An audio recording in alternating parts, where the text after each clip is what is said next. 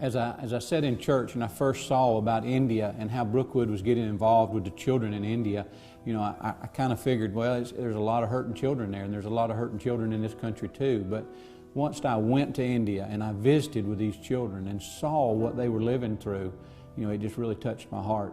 I went there to see what I could do to help with them, and I left there with what they did for me.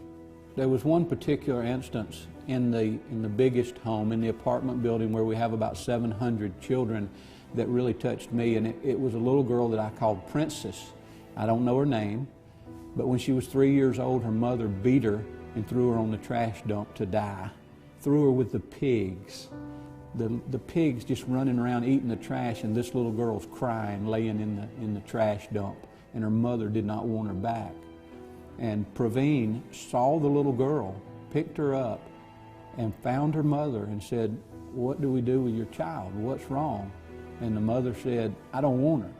I'm making $1 a day on my job, and she's going to cost me my job because I have to take care of her. So just let her die on the trash dump." Now that really happened. That's not just a story. That happened.